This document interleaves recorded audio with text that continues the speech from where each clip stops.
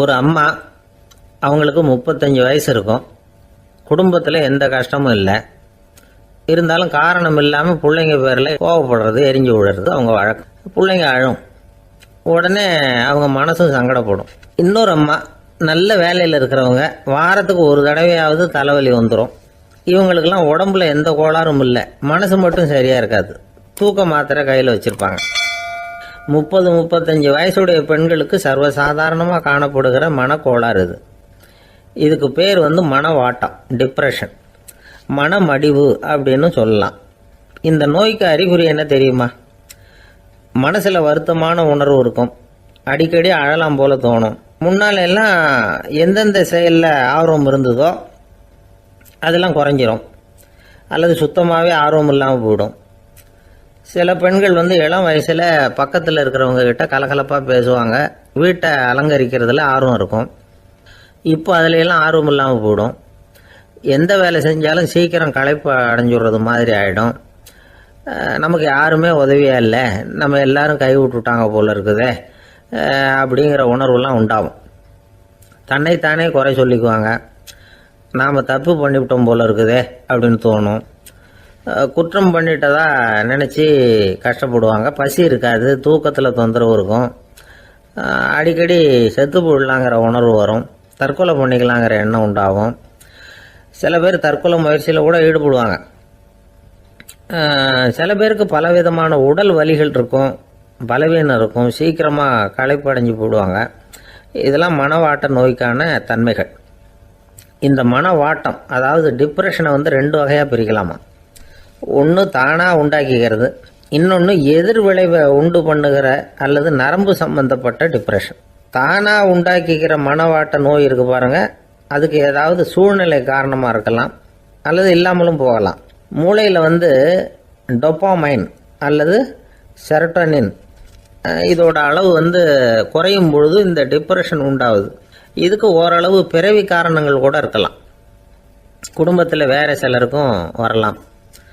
பாதிக்கப்பட்ட பெண்ணை பார்க்கறதுக்கு பலவீனமாக தெரியும், கடுமையான குற்ற உணர்வு இருக்கும், தனியாக இருக்கிறதுக்கு ஆசைப்படுவாங்க, நடு ராத்திரியில் எழுந்திரிச்சு உட்காந்து கஷ்டப்பட்டுக்கிட்டு இருப்பாங்க, கொடூரமான முறையில் தற்கொலை பண்ணிக்க முயற்சி பண்ணுவாங்க, தீ வச்சுக்கிறது, அமிலத்தை குடிக்கிறது, தூக்கில் தொங்குறது. இப்படி தானாக வரவழைச்சிக்கிற மனவாட்ட நோய் மறையக்கூடிய நோய்.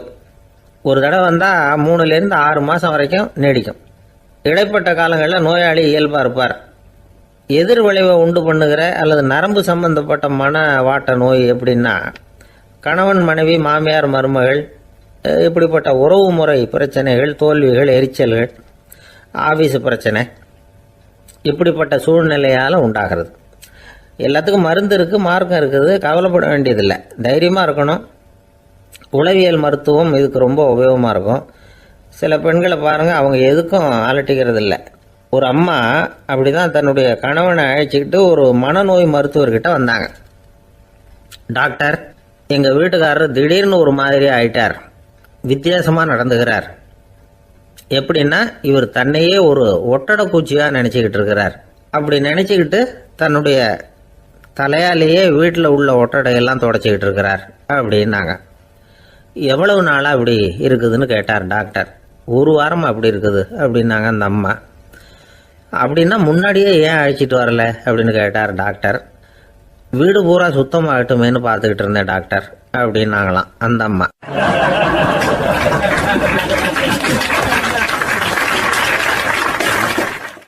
ஒரு ஊரில் ஒரு ஞானி இருக்கிறார், ரொம்ப பெரிய ஞானி, ரொம்ப வயசாயிட்டுது. கடைசி காலத்தில் அவர்கிட்ட சில பேர் வந்தாங்க. உங்கள் குரு யார் அப்படின்னு கேட்டாங்க. அவர் நிமிர்ந்து பார்த்தார். எனக்கு ஆயிரக்கணக்கான குருமார்கள் உண்டு, அவங்க பேரெல்லாம் சொல்லணும்னா இந்த காலம் பத்தாது, ஆனால் முக்கியமான ஒரு 3 பேரை பற்றி மட்டும் உங்களுக்கு சொல்கிறேன் அப்படின்னாராம். அப்புறம் சொன்னார், அந்த 3 பேரில் ஒருத்தன் ஒரு திருடன். ஒரு சமயம் ஒரு பாலைவனம் வழியாக நான் போய்கிட்டு இருந்தேன். அப்போது வழி தவறி போய் ஒரு கிராமத்துக்கு போயிட்டேன். அது இருட்டு நேரம், நடு ராத்திரி, ஊரே உறங்கி போச்சு. அந்த நேரத்தில் ஒரு ஆள் மட்டும் ஒரு வீட்டு சுவத்தில் ஏதோ பண்ணி உள்ளே நுழையிறதுக்கு முயற்சி பண்ணிகிட்டு இருக்கிறான். அவங்கிட்ட போய் நான் இன்னைக்கு இங்கே எங்கே தங்க முடியும் அப்படின்னு கேட்டேன். அதுக்கு அவன், இந்த ராத்திரி வேளையில் அது ரொம்ப சிரமம், ஒரு திருடனோட உங்களால் தங்க முடியும்னா நீங்கள் என்னோட தங்கலாம் அப்படின்னா. நான் அவங்க கூட 1 மாதம் தங்கியிருந்தேன். ஒவ்வொரு நாள் ராத்திரியும் இப்போ நான் என்னுடைய வேலைக்கு போகிறேன், நீங்கள் ஓய்வு எடுத்துக்கோங்க அப்படின்னு சொல்லிவிட்டு போவான். அவன் திரும்பி வந்த உடனே உனக்கு ஏதாவது கிடைச்சிதான்னு நான் கேட்பேன். அதுக்கு அவன் இன்னைக்கு ராத்திரி ஒன்றும் இல்லை, நாளைக்கு மறுபடியும் முயற்சி பண்ணுவேன் அப்படின்பா. எப்பவும் அவன் நம்பிக்கை இழந்ததே கிடையாது, எப்பவும் சந்தோஷமாகவே இருப்பான். நானும் ரொம்ப காலமாக தியானம் பண்ணிக்கிட்டே இருந்தேன், ஒன்றுமே நடக்கலை. ஆனால் நான் என்ன பண்ணேன் தெரியுமா, மனசு வருத்தப்படும், நம்பிக்கை இழந்துருவேன். அப்போல்லாம் அந்த திருடனுடைய விடாமுயற்சி தான் ஞாபகத்துக்கு வரும். அதனால் அந்த திருடன் எனக்கு ஒரு குரு. என்னுடைய 2வது குரு யாருன்னா அது ஒரு நாய். இது எப்படின்னா, ஒரு சமயம் எனக்கு ரொம்ப தாகமாக இருந்தது. ஒரு நதியை நோக்கி போய்கிட்டு இருந்தேன். அப்போ ஒரு நாயும் வந்தது, அதுக்கும் தாகம். ஓடி வந்து ஆற்றை பார்த்துது. அதோட நிழல் வந்து ஆற்றுல தெரிஞ்சுது. அதை பார்த்ததும் பயந்துட்டுது. அதாவது அது தன்னுடைய சொந்த உருவத்தையே கண்டு பயந்தது. அதை பார்த்து குறைக்குது, திரும்பி ஓடிச்சு. ஆனால் அதுக்கு தாகம் அதிகமாக இருந்ததுனால அது மறுபடியும் திரும்பி வந்தது. பார்த்தா மறுபடியும் தண்ணியில் நாயோட உருவம் தெரியுது. இப்படி சில தடவை பண்ணிச்சு. இருந்தாலும் கடைசியில் தண்ணியில் குதிச்சுட்டுது துணிஞ்சி. இப்படி குதித்த உடனே அதோட உருவமும் மறைஞ்சுட்டுது. இதை பார்த்தேன். நான் என்ன புரிஞ்சுக்கிட்டேன்னா, எவ்வளவுதான் பயம் இருந்தால் கூட ஒருத்தன் தைரியமாக காரியத்தில் இறங்கணும் அப்படிங்கிறத புரிஞ்சுக்கிட்டேன். இந்த போதனை அந்த நாய்கிட்ட இருந்து எனக்கு கிடைச்சிது. இது ஒன்று. அடுத்தது என்னுடைய 3வது குரு யாருன்னா அது ஒரு சின்ன குழந்தை. நான் ஒரு சமயம் ஒரு நகரத்துக்கு போனேன். அங்கே ஒரு குழந்தை எரிகிற மெழுகுவத்தி ஒன்று எடுத்துக்கிட்டு வந்தது. நான் அந்த குழந்தைய பார்த்து வேடிக்கையாக கேட்டேன், ஏன் பாப்பா இந்த மெழுகுவத்தியை நீயாவே கொளுத்துனியா அப்படின்னு கேட்டேன். ஆமான்னுது அந்த குழந்தை. சரி, இந்த மெழுகுவத்தி முன்னாடி எரியாமல் இருந்தது, இப்போ எரியுது. இந்த மெழுகுவத்திக்கு வெளிச்சம் எங்கேருந்து வந்தது, அதை எனக்கு காட்ட முடியுமா அப்படின்னு கேட்டேன் அந்த குழந்தைகிட்ட. இதுக்கு அந்த குழந்தை சிரிச்சுக்கிட்டு அந்த மெழுகுவத்தியை ஊதி அணைச்சுட்டுது. அதுக்கப்புறம் என்னை பார்த்து கேட்டுது, இப்போ இந்த மெழுகுவத்தியின் வெளிச்சம் போனதை பார்த்தீங்க இல்லையா, அது எங்கே போச்சுன்னு எனக்கு சொல்லுங்க அப்படின்னுது. அந்த குழந்தை இப்படி கேட்டதும் என்கிட்ட இருந்த ஆணவம் அழிஞ்சுட்டுது. நான் படித்ததெல்லாம் அந்த வினாடியில் சுக்கு நூறாக போயிட்டுது.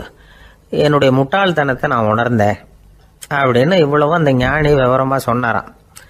அதனால் நாம் இன்னார்கிட்டே இருந்து தான் இதை கற்றுக்கணுங்கிறது இல்லை, யாருக்கிட்டே இருந்தும் எதையும் கற்றுக்கலாம். நம்மால் ஒருத்தன் ஒரு நாய் வளர்த்துக்கிட்டு இருந்தான். அந்த நாய்க்கு வால் கிடையாது, யாரோ ஏற்கனவே வெட்டி எடுத்துட்டாங்க. இந்த நாய் தான் சார் எனக்கு குரு, அதுகிட்டே இருந்து கூட நான் பாடம் கற்றுக்கிட்டு இருக்கிறேன் அப்படின்னா. அப்படி என்ன கற்றுக்கிட்டேன் இந்த வால் இல்லாத நாய்கிட்டே இருந்து அப்படின்னு கேட்டோம். நாம் யாருக்கிட்டையும் வாலாட்டக்கூடாது அப்படிங்கிற பாடத்தை அதுகிட்டே இருந்து தான் நான் கற்றுக்கிட்டேன் அப்படின்னா.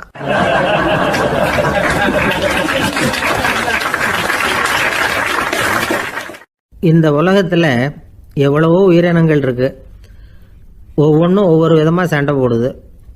இப்போ 2 மாடு சண்டை போட்டுக்குதுன்னு வச்சுங்க, என்ன பண்ணும், 2 முட்டிக்கும். அதுக்கு சண்டை போடுறதுக்கு ஆயுதமாக உபயோகப்படுறது அதோட கொம்பு. 2 சேவல் சண்டை போட்டுக்குதுன்னு வச்சுங்க, அதுக்கு ஆயுதமாக உபயோகப்படுறது அதோட கால் நகம். காலால் தான் அது ஒன்றோட ஒன்று சண்டை போட்டுக்கும். ஆனால் 2 மனுஷன் சண்டை போட்டுக்கிறான்னு வச்சுங்க, இவன் இன்னதை தான் ஆயுதமாக உபயோகப்படுத்துவான்னு குறிப்பிட்டு சொல்ல முடியாது. கல்லை எடுப்பான், கத்தி எடுப்பான், துப்பாக்கி எடுப்பான், என்ன வேணாலும் பண்ணுவான். வாயால் திட்டுவான், கையால் அடிப்பான், காலால் உதைப்பான், சகலகலா வல்லவன். விலங்குகள்லாம் பொதுவாக வாயை சாப்பிட்றதுக்கு மட்டும்தான் உபயோகப்படுத்துது. ஆனால் இவனுக்கு சாப்பிட்றதுக்கும் அதுதான், சாப்பிட்டு விட்டு திட்டுறதுக்கும் அதுதான். ஆனால் ஒரு விஷயத்தில் மட்டும் கெட்டிக்கிறேன். அதாவது நாம் சண்டை போட்டுக்கிட்டாலும் பரவாயில்லை, கோழிகள் சண்டை போடாமல் இருக்கணும் அப்படின்னு ஆசைப்படுறான். எதுக்காக? கோழிகள் சண்டை போடாமல் இருந்தால் நிறைய முட்டைகள் போடுமா, அதுக்காக தான் இந்த அக்கறை. கோழி பண்ணை வச்சிருக்கிறவங்களுக்கு இது ஒரு பெரிய பிரச்சனை. அதாவது பண்ணையில் இருக்கிற கோழிகளுக்குள்ளே அடிக்கடி சண்டை வந்துடும், அதனால் முட்டை உற்பத்தி குறைஞ்சிரும். சரி, இதுக்கு என்ன பண்ணுறது? பண்ணையில் போய் உட்காந்துக்கிட்டு தினமும் பஞ்சாயத்து பேசிகிட்டு இருக்க முடியுமா? அமெரிக்காவில் கோழி பண்ணை வச்சிருக்கிற ஒருத்தர் இதை பற்றி யோசனை பண்ணி பார்த்தாராம். ஒரு வழியையும் கண்டுபிடிச்சிருக்கார். கோழிக்கெல்லாம் மூக்கு கண்ணாடி மாட்டி விட்டுட்டோம்னா அது சண்டை போடுற குணம் குறைஞ்சிரும், முட்டை அதிகமாகிடும். அந்த கண்ணாடியில் உள்ள லென்ஸு சிவப்பு நிறத்தில் இருக்கணும், அவ்வளவுதான் அப்படின்னு அவர் கண்டுபிடிச்சாராம். இது ஏற்கனவே நடைமுறையில் கண்டுபிடிக்கப்பட்ட ஒரு விஷயம். ஆனால் எல்லா கோழிக்கும் சிவப்பு மூக்கு கண்ணாடி எப்படி மாட்டி விடுறது? அப்படியே மாட்டி விட்டாலும் அது நழுவாமல் இருக்கணுமே. இப்போ நாமெல்லாம் நடு விரலால் மூக்கு கண்ணாடி நடுவில் தொட்டு அப்படி ஸ்டைலாக சரி பண்ணிக்கிறோம். அது மாதிரி கோழி எப்படி சரி பண்ணிக்கும்? இதுதான் பிரச்சனை. இதுக்கு அவர் என்ன வழி கண்டுபிடிச்சாருன்னா, கோழிக்கெல்லாம் மூக்கு கண்ணாடிக்கு பதிலாக விழியொட்டு வில்லைகள், கான்டாக்ட் லென்ஸ், அதை பொருத்தி விட்டா என்ன அப்படின்னு யோசனை பண்ணார். அதே மாதிரி பண்ணார். அதே மாதிரி செஞ்சு பார்த்தார், வெற்றி. அதுக்கப்புறம் கோழியெல்லாம் சண்டை போட்டுக்கலையாம், சமாதான பிரியர்கள் ஆகிட்டு தான். கோழிகளுக்கு இயல்பாகவே சண்டை போடுற குணம் உண்டு. ஆனால் அதோட கண்ணுக்கு பார்க்குற பொருள்லாம் ரோஜா நிறத்துலையோ அல்லது இன்னும் சொல்ல போனால் அழுத்தமான சிவப்பு நிறத்துலையோ தெரிஞ்சதுன்னா சண்டை போடுற குணம் குறைஞ்சிருதான். அந்த சமயத்தில் அது அதிகமாகவும் முட்டையிட ஆரம்பிச்சுடுதான். அதே நேரத்தில் இறை எடுக்கிறத கூட குறைச்சிக்குதான். இது ஏன் இப்படி பண்ணுதுங்கிறது விஞ்ஞானிகளுக்கு இன்னமும் புரியலையா. எப்படியோ அமெரிக்க கோழிகள்லாம் கான்டாக்ட் லென்ஸ் பொருத்திக்க ஆரம்பித்தாச்சு. கோழி கழுத்தை பிடிச்சிக்கிட்டு ஒரு சில வினாடிகளில் அதை பொருத்தி விட்றாங்களாம். கோழியோட ஆயுள் பூரா அது அப்படியே இருக்குமா.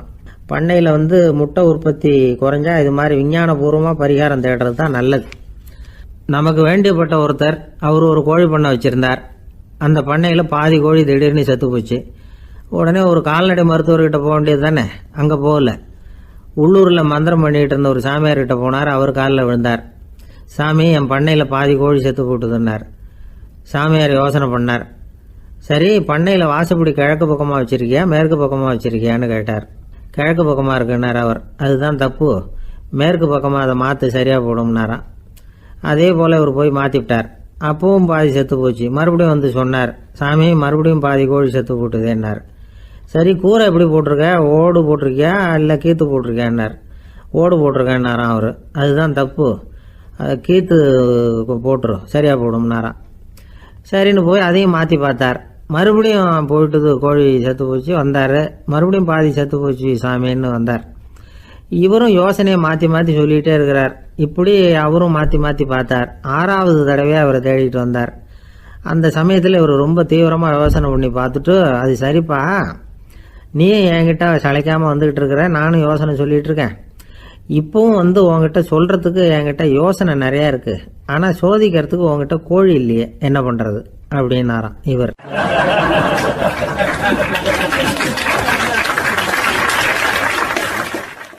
ஒரு ஊரில் ஒரு பெரிய ஞானி இருந்தார். அவர் படுக்கையில் இருந்தார். இன்னும் கொஞ்ச நேரம்தான் அவர் இந்த உலகத்தில் இருக்க போகிறார். அவரை சுற்றி ஏகப்பட்ட கூட்டம். ஏற்கனவே அவருடைய உபதேசங்களை கேட்டவங்க பல பேர் அவரை சுற்றி நிற்கிறாங்க. அந்த ஞானி மெதுவாக கண்ணை திறந்து பார்க்குறார். எல்லாரும் அவருடைய கடைசி வார்த்தையை கேட்கறதுக்காக அவளோட காத்துக்கிட்டு இருக்கிறாங்க. அந்த ஞானி மெதுவாக பேச ஆரம்பித்தார். நான் என்னுடைய வாழ்நாள் பூராவும் உங்களுக்கு நிறைய போதனைகள் சொல்லிக்கிட்டு இருக்கிறேன். பேரானந்தம், மகிழ்ச்சி, தியானத்தன்மை, இதை பற்றியெல்லாம் சொல்லியிருக்கிறேன். இப்போ நான் வேற ஒரு கரைக்கு போய்கிட்டு இருக்கிறேன். நான் இனிமேல் இந்த கரையில் இருக்க மாட்டேன். நீங்கள் நான் சொன்னதையெல்லாம் கேட்டீங்க, ஆனால் எதையும் நீங்கள் நடைமுறைப்படுத்தி பார்க்கல. எல்லாம் கேட்டதோடு சரி, அதோடு விட்டுவிட்டீங்க. அப்புறம் அதை தள்ளி போட்டுக்கிட்டே வந்துட்டீங்க. மேலும் அதை தள்ளி போடுறதுல எந்த பிரயோஜனமும் கிடையாது. இப்போ நான் போய்கிட்டு இருக்கிறேன். உங்களில் யாராவது என்னோட வர்றதுக்கு தயாரா அப்படின்னு கேட்டார். அவ்வளவுதான். யாரும் வாயை திறக்கல. ஒரே மௌனம், சத்தமே இல்லை. ஒருத்தர் பார்த்துக்கிட்டே நிற்கிறாங்க. அந்த கூட்டத்தில் ஒரு ஆள் அந்த ஞானி கூடவே 40 வருஷத்துக்கு மேலே இருந்திருக்கிறான். அவனும் வாயை திறக்காமல் இன்னொருத்தன் முகத்தை பார்த்துக்கிட்டே நிற்கிறான். இந்த சமயத்தில் பின்னாடி நின்றுக்கிட்டு இருந்த ஒருத்தன் கையை தூக்கினான். ஞானி அவனை பார்த்தார். சரி, ஒருத்தனுக்காவது நம்மோட வர்றதுக்கு தைரியம் இருக்குது அப்படின்னு நினச்சார். ஆனால் அந்த ஆள் என்ன சொன்னான் தெரியுமா?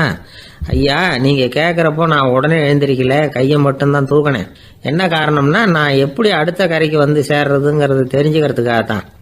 அந்த விவரத்தை மட்டும் இப்போ உங்ககிட்ட இருந்து நான் தெரிஞ்சுக்க ஆசைப்படுறேன். ஏன்னா இப்போ நான் உங்கள் கூட வர்றதுக்கு தயாராக இல்லை.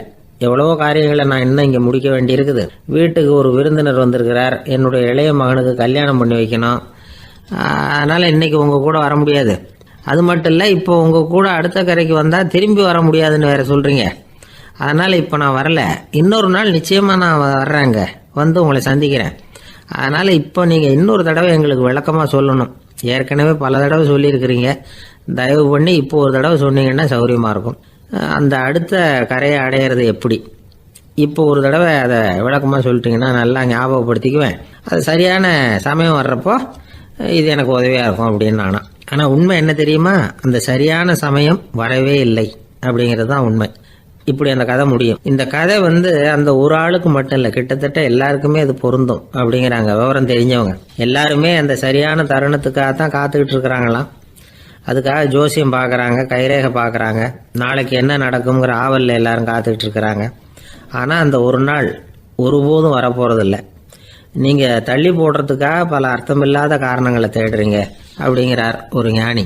காத்திருக்கிறதுலேயே நம்ம காலம் ஓடி போயிடுது. ஏன்னா இன்னைக்கு நாம் சிந்திக்கிறது நாளைக்கு நாம் சிந்திக்கிறது இல்லை. ஒவ்வொரு நாளும் ஒவ்வொரு மாதிரி போயிடுது. நாளைக்கு மறுநாளை பற்றியே சிந்திக்கிறோம். இப்படியே அது பாட்டுக்கு போயிடும். கரையை தொட்டு பார்க்குறது எப்போ, இதுதான் கேள்வி. நமக்கு வேண்டியப்பட்ட ஒருத்தர் ஒரு ரயில்வே பிளாட்ஃபாரத்தில் நின்றுட்டு இருக்கிறார். அங்கே இருக்கிறவங்க கிட்ட கேட்குறாராம், விசாரிக்கிறார், ஏங்க கிழக்க போகிற ரயில் போயிட்டுதுங்களான்னாராம். போயிட்டுதுன்னு இருக்கிறாங்க. கொஞ்ச நேரம் கழிச்சு ஏங்க மேற்க போகிற ரயில் போயிட்டுதுங்களான்னு கேட்டிருக்காரு. போயிட்டுதுங்களான் இருக்காங்க.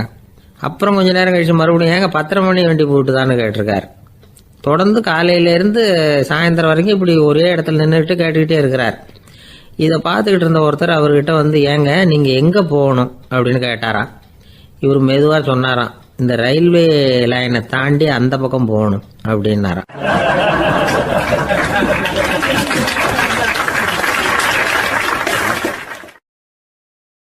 ஆஃபீஸில் வேலை பார்க்குற ஒருத்தர் வந்தார். பேசாமல் ஒரு 10 நாள் லீவு போட்டுடலாமா பார்க்குறேன் அப்படின்னார். ஏன்னு கேட்டோம். என்னுடைய மேலதிகாரி ஒரு முசுடு சார், அவர்கிட்ட வேலை பார்க்குறது ரொம்ப கஷ்டமாக இருக்குது அப்படின்னார். ஆஃபீஸில் வேலை பார்க்குறவங்கெல்லாம் ஒரு விஷயத்தை நல்லா ஞாபகத்தில் வச்சுக்கணும். மேலதிகாரிங்கிறவர் ஒரு பெரிய மகான் இல்லை, அவரும் ஒரு மானிட பிறவி தான். சராசரி மனுஷனுக்கு உள்ள பலம் பலவீனம் ரெண்டும் அவருக்கும் உண்டு. அதனால் அவரை கொஞ்சம் அனுசரித்து போகிறதுக்கு பழகிறது தான் நல்லது. மேலதிகாரிகளில் பல வகை உண்டு. அதில் முக்கியமாக 3 வகை. அதில் ஒரு வகை எப்படி தெரியுமா? உங்களை ஒரு வேலை செய்கிற மெஷினாக மட்டுமே நினைக்கக்கூடிய வகை. இவங்கெல்லாம் எப்படின்னா, எங்கேயாவது வெளியூர் போயிருந்தா கூட அங்கேருந்து ஃபோன் பண்ணுவாங்க, அந்த வேலை என்னாச்சு, இந்த வேலை என்னாச்சு அப்படின்னு. இவங்களுக்கெல்லாம் உங்கள் நலனை பற்றியோ உங்கள் குடும்பத்தை பற்றியோ அக்கறை இருக்காது. நீங்கள் சொல்கிற யோசனை எதுவும் இவங்ககிட்ட எடுபடாது. கொடுத்த வேலையை பாரு, நீ எனக்கு புத்தி சொல்ல வேணாம் அப்படிம்பாங்க. இவங்களை அனுசரித்து போகிறதுக்கு ஒரே வழி, இவங்க எதை சொன்னாலும் சரின்னு சொல்லிவிட்டு வேலையை கவனிக்க வேண்டியது தான். இவங்ககிட்ட வேற எந்த கேள்வியும் கேட்டுக்கிட்டு இருக்கக்கூடாது. ஆமாம் சாமி போடுறது கௌரவ குறைச்சல் இல்லை, அது ஒரு அலுவலக சௌகரியம், அவ்வளவுதான். இன்னொரு வகையான மேலதிகாரிகள் எப்படி தெரியுமா? இவங்கெல்லாம் ஆஃபீஸ் வேலையை பற்றி அதிகமாக கவலைப்பட்டுக்கிட்டு இருக்க மாட்டாங்க. தங்களுடைய சொந்த இமேஜ் பாதிக்கப்படக்கூடாதுங்கிறதுலையே கவனமாக இருப்பாங்க. இவங்கெல்லாம் அடிக்கடி உங்கள் நலனை விசாரிப்பாங்க. அதே மாதிரி நீங்களும் அவரை விசாரிக்கணும்னு எதிர்பார்ப்பாங்க. இந்த ரக அதிகாரிகளுக்கெல்லாம் புது வருட வாழ்த்து அனுப்பலாம், பிறந்தநாள் வாழ்த்து அனுப்பலாம். அவருக்கு எங்கேயாவது ஒரு பாராட்டு விழா நடந்தால் முதல் வரிசையில் போய் உட்காந்து உங்கள் முகத்தை காட்டலாம். ஆஃபீஸ் வேலையை மட்டுமே பார்க்குற பணியாளர்கள் இது மாதிரி அதிகாரிகள்கிட்ட நல்ல பேர் வாங்க முடியாது. இன்னொரு வகையான மேலதிகாரிகள் உண்டு. அவங்க எப்படின்னா, ஆஃபீஸ் வேலையை பற்றியும் கவலைப்பட மாட்டாங்க, தனக்கு கீழே வேலை பார்க்குறவங்கள பற்றியும் கவலைப்பட மாட்டாங்க. எக்காரணம் கொண்டும் தன்னுடைய பொசிஷனுக்கு ஆபத்து வந்துடக்கூடாதுன்னே நினைக்கக்கூடியவங்க இவங்க.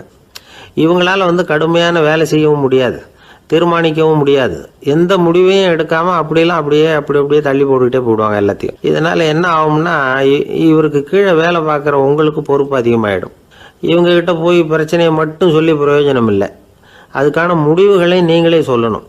அப்போ தான் இது மாதிரி அதிகாரிகள்கிட்ட நல்ல பேர் வாங்கலாம். அட்லீஸ்ட் கெட்ட பேர் வாங்காமலாவது காலம் தள்ளலாம்.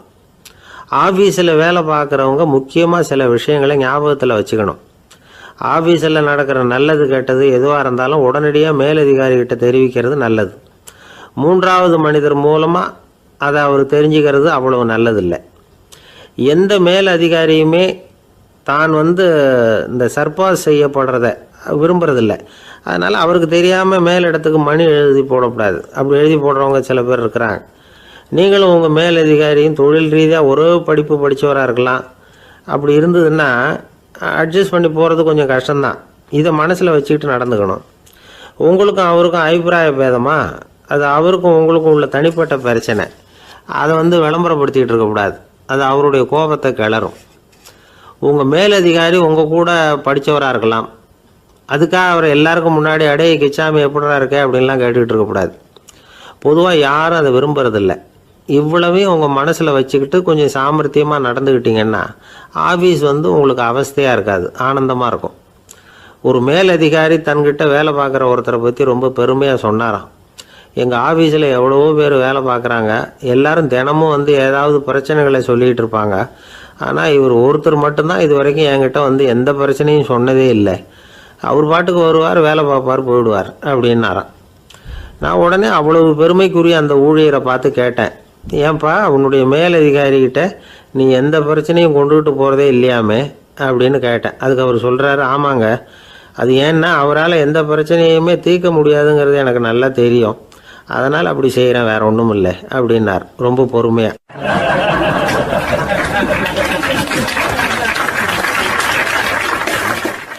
ஒருத்தர் ரொம்ப கவலையோடு உட்காந்துருந்தார்.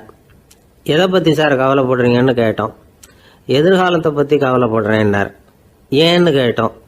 என்ன பண்ணுறதுன்னே தெரியல சார், எதிர்காலம் ஒரே இருட்டாக இருக்குது, பாதையே புரியலன்னார். இன்றைக்கி நம்ம இளைஞர்கள் பல பேருக்கு எதிர்காலம் இருட்டாக தான் தெரியுது. அவங்கெல்லாம் இந்த கதையை கொஞ்சம் கேட்கணும். ஒரு மலை அடிவாரத்தில் ஒரு சின்ன கிராமம். அந்த மலை ரொம்ப உயரமானது. அடர்த்தியாக செடி கொடிகள் மரங்கள் அதில் மண்டி கிடக்குது. பகல் வேளையில் இருட்டாக தான் இருக்கும், அவ்வளோ அடர்த்தி. அந்த மலை உச்சியில் ஒரு கோவில். நாள் ராத்திரியே புறப்பட்டாதான் காலையில் அந்த கோயிலுக்கு போய் சேர முடியும். கிராமத்து இளைஞன் ஒருத்தன் அந்த மலை உச்சிக்கு போக வேண்டியிருந்தது. கையில் ஒரு விளக்கை எடுத்துக்கிட்டு நாள் ராத்திரியே புறப்பட்டான். புறப்பட்டு போனவன் கிராமத்து எல்லையிலேயே நின்றுட்டான். ஏன் தெரியுமா? அவன் கையில் இருந்த விளக்கோட வெளிச்சம் 10 அடி தூரத்துக்கு தான் தெரியுது. அது வரைக்கும் தான் பாதை தெளிவாக இருக்குது. அதுக்கு அப்பால எல்லாம் ஒரே இருட்டாக இருக்குது, பாதை புரியல. இவன் யோசனை பண்ணி பார்த்தான். மனசுக்குள்ள ஒரு சந்தேகம். 10 அடி தூரம் தானே வெளிச்சம் தெரியுது, அப்படின்னா நாம் 10 அடி தூரம் தானே போக முடியும். அதுக்கும் அந்தாண்ட ஒரே இருட்டாக இருக்குது, அதில் எப்படி நாம் நடந்து போகிறது? நாம் ரொம்ப தூரம் நடந்து போய் ஆகணுமே. அப்படிப்பட்ட நினப்பெல்லாம் அவனுக்கு வந்துவிட்டது. இதுதான் அவன் மனசில் ஏற்பட்ட தயக்கம். இப்படி யோசிச்சுக்கிட்டே அந்த இளம் ஆசாமி புறப்பட்ட இடத்துலயே நின்றுக்கிட்டு இருக்கிறான். அந்த சமயத்தில் ஒரு வயசான பெரியவர் அந்த பக்கமாக வந்தார். அவர் கையில் இதை விட சின்னதாக ஒரு விளக்கு வச்சுருந்தார். அது எப்படின்னா அது ஒரு 5 அடி தூரத்துக்கு தான் வெளிச்சம் காட்டுது, அவ்வளவு சின்ன விளக்கு. அவரும் மலை உச்சிக்கு போகிறதுக்காக தான் வந்துக்கிட்டு இருக்கிறார். அவரை பார்த்து இவன் கேட்டான், என்ன பெரியவரே, இவ்வளவு சின்ன விளக்கை வச்சுக்கிட்டு அவ்வளவு தூரத்துக்கு எப்படி மலையேற போகிறீங்க அப்படின்னு கேட்டான். நீ ஏன் இப்படி தயங்கிட்டே நிற்கிறேன்னு கேட்டார் பெரியவர்.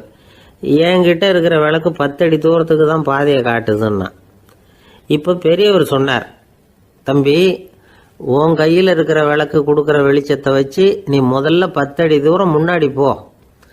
10வது அடியில் போய் நின்றுக்கிட்டு பாரு, மறுபடியும் ஒரு 10 அடி தூரத்துக்கு பாதை தெரியும். இப்படி உன் கையில் இருக்கிற விளக்கு தொடர்ந்து வெளிச்சம் காட்டிக்கிட்டே இருக்கும். நீ முன்னேற முன்னேற அந்த வெளிச்சமும் முன்னேறும். அதனால் எத்தனை கிலோமீட்டர் தூரம் வேணும்னாலும் நீ இந்த 10 அடி தூரம் வெளிச்சத்தை வச்சுக்கிட்டே நீ போயிடலாம், புறப்படு அப்படின்னார். இப்போ தான் அந்த பெரியவர் சொன்னது இளைஞனுக்கு பளிச்சுன்னு புரிஞ்சுதான். உடனே உற்சாகமாக புறப்பட்டான், உச்சிக்கு போய் சேர்ந்தான். இந்த கதையிலேருந்து நாம் புரிஞ்சிக்க வேண்டியது என்ன தெரியுமா? நீண்ட கால திட்டம் ஒன்று போடும் பொழுது நமக்கு முன்னாடி இருக்கிறத மறந்துட்டு மனசை போட்டு குழப்பிக்க கூடாது. உங்கள் கையில் என்ன இருக்கோ அதுலேயே உங்கள் எதிர்காலம் மறைஞ்சிருக்குது.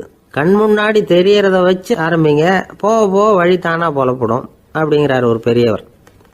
பெரிய பயணங்களையெல்லாம் இப்படி தான் நடத்த வேண்டியிருக்கும். ஒவ்வொரு அடியாக எடுத்து வச்சா ஓடி போய் சேர்ந்து விடலாம். மலைச்சி போய் நின்றுட்டா நின்றுக்கிட்டே இருக்க வேண்டியது தான். நம்ம ஆள்லாம் ரொம்ப மோசமாக இருக்கிறாங்க. ஒருத்தன் அப்படி தான் நீண்ட தூர பிரயாணம் ஒன்று புறப்பட்டான். ரயில் போய்கிட்டே இருந்தது. கொஞ்சம் தூரம் போச்சு, பாதி வழியில் கையில் வச்சுருந்த டிக்கெட்டை காற்றுல விட்டுட்டான். ஐயோ, என் டிக்கெட்டு போயிட்டுதே அப்படின்னு கத்த ஆரம்பிச்சுட்டான். பக்கத்தில் இருந்த பெரியவர் அவனை பார்த்து பரிதாபப்பட்டு, கவலைப்படாத தம்பி, போனால் போகுது, வேறு டிக்கெட் வாங்கிக்கலாம் அப்படின்னு ஆறுதல் சொன்னார். அதுக்கு அவன் சொல்கிறான், சார், நான் அதுக்காக அழலை, அந்த டிக்கெட்டு கிடைச்சா தானே நான் எந்த ஊருக்கு போகணுங்கிறது எனக்கு தெரியும் அப்படிங்கிறான்.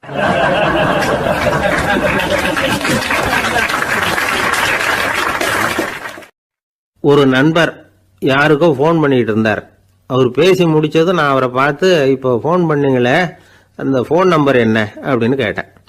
அவர் தலையை சொரிஞ்சுக்கிட்டார், ஞாபகம் வரலன்னார். சரி சார், அதை விடுங்க, உங்கள் மனைவி பேர் என்ன அப்படின்னு கேட்டேன். மாலதின்னார். என்ன சார் இது வேடிக்கை, கொஞ்ச நேரத்துக்கு முன்னாடி பேசின ஃபோன் நம்பர் மறந்து போச்சு, எப்போவோ கல்யாணம் பண்ணிக்கிட்ட மனைவி பேர் மறக்கலை, அதை கரெக்டாக சொல்லிவிட்டீங்களே அப்படின்னு கேட்டேன். அவர் என்ன ஒரு மாதிரியாக பார்த்தார். அவர் அப்படி என்னை பார்த்ததில் ஒன்றும் தப்பு இல்லை. ஏன்னா நாம் எல்லாருமே அப்படித்தானே. ஒரு குறிப்பிட்ட காரியத்துக்காக தொலைபேசியில் ஒருத்தட்ட பேசுகிறோம். அதுக்கப்புறம் அந்த எண் நமக்கு அனாவசியம், அதனால் மறந்துடுறோம்.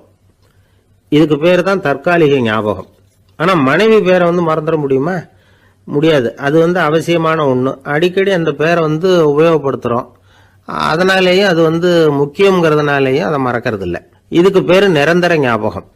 சரி, இந்த தற்காலிக ஞாபகம், நிரந்தர ஞாபகம், இது ரெண்டு ஞாபக அளவுகளையும் கட்டுப்படுத்துறது எது அப்படின்னா மூளைக்குள்ள நடக்கிற மின்சார நடவடிக்கைகள் தான். தற்காலிக ஞாபகம் ஒரு மின்னல் மாதிரி தோன்றி மறையுது. நிரந்தர ஞாபகம் ஒரு படிவம் போல மூளையில படிஞ்சுடுது. ஒரு சம்பவத்தின் பல பிரதிகள் மூளையில பல்வேறு பகுதிகளிலேயும் படியறதுனால ஒன்னு மறைஞ்சாலும் மறந்தாலும் இன்னொன்னு மறையறதில்லை. இப்படிப்பட்ட நிலைமையில தான் தொண்டையில இருக்கு, வாயில வரமாட்டேங்குது சார் அப்படிமா. ஒருத்தருக்கு எந்த துறையில ஆர்வமும் ஈடுபாடும் அதிகமோ அது சம்பந்தமான ஞாபக சக்தி அதிகமா இருக்கும். தொழிலை விரும்புகிற ஒரு டெலிபோன் ஆபரேட்டருக்கு எண்கள்லாம் நல்ல ஞாபகம் இருக்கும். அது மாதிரி கவிஞர்களுக்கு வார்த்தைகள் நல்ல ஞாபகத்தில் இருக்கும். இது ஒரு பக்கம் இருந்தாலும் ஒரு மூளை எண்களை விட எழுத்துக்களை விட படங்களை ரொம்ப சுலபமா ஞாபகத்தில் வச்சுக்குது. புரிஞ்சுக்கிற தன்மை, அனுபவம், புத்தி கூர்மை இது கூடி குறையிறத பொறுத்து ஞாபக சக்தியும் ஏறும் இறங்கும். இப்போ உதாரணத்துக்கு ஒரு பையனுக்கு படித்தது எதுவும் ஞாபகத்தில் இல்லைன்னா அவன் அதை சரியாக புரிஞ்சுக்கலன்னு அர்த்தம். இந்த மறதிங்கிறது எந்த சமயத்தில் ஒரு பிரச்சனை ஆகுது தெரியுமா? உங்களுக்கு வேண்டியப்பட்ட ஒருத்தரை ஞாயிற்றுக்கிழமை சாயந்தரம் சரியாக 5 மணிக்கு கடற்கரைக்கு வர சொல்லிவிட்டு அந்த நேரத்தை மறந்துவிட்டா அது பரவாயில்ல, வர சொன்னதையே மறந்துவிட்டாதான் நிலைமை மோசம்னு அர்த்தம். இப்படி இருந்தால் இது சிகிச்சை எடுத்துக்க வேண்டிய நிலைமைங்கிறத புரிஞ்சுக்கணும். ஆமாம், இதுக்கும் மருந்து இருக்கு. ஆனால் மூளை குறிப்பிட்ட அளவுக்கும் கீழே இயங்குறப்போவோ இன்னொன்று சொல்லுவாங்க, இந்த நியூரோ டிரான்ஸ்மிட்டர் அப்படின்னு சொல்லுவாங்க. அப்படிங்கிற மூளை ரசாயனம் ரொம்பவும் குறைஞ்சி போகிறப்போ மட்டும்தான் உபயோகப்படும். டாக்டர் என்ன சொல்கிறாங்க தெரியுமா? மூளையை பொறுத்த வரைக்கும் அதில் ஞாபக சக்தி அதிகமாக உள்ள மூளை, மறதி உள்ள மூளை அப்படின்னு ஒன்றும் கிடையாது அப்படிங்கிறாங்க. நினைவு வச்சுக்கிறதுக்கு பயிற்சி அளிக்கப்பட்ட மூளை, பயிற்சியற்ற மூளை அப்படின்னு வேணும்னா சொல்லலாம் அப்படின்னு சொல்கிறாங்க. அதனால நம்ம ஞாபக சக்திங்கிறது நம்ம கிட்ட இருக்கிற பயிற்சி, முயற்சி இதை பொறுத்து தான் அமையும். ஒருத்தர் ஒரு பென்சிலை எங்கேயோ வச்சுக்கிட்டு தேடிக்கிட்டு இருந்தார். அப்புறம் என்னமோ தீவிரமா யோசனை பண்ணி அதை ஞாபகப்படுத்தி பார்த்துக்கிட்டு இருந்தாராம். எதிரில் உட்காந்துருந்தவர் சொன்னார், பென்சிலை தானே தேடிக்கிட்டு இருக்கீங்க, அது உங்க வலது காதில் இருக்குது சார் அப்படின்னாராம் அவரு. இதுக்கு அவரு சொல்லியிருக்காரு, பென்சிலை வலது காதில் தான் வச்சிருக்கேங்கிறது எனக்கு நல்லா ஞாபகம் இருக்கு, ஆனா எது வலது காதுங்கிறது தான் மறந்து போச்சு அப்படின்னாராம். அவர் அதை தான் யோசிச்சுட்டு இருந்திருக்கிறார்.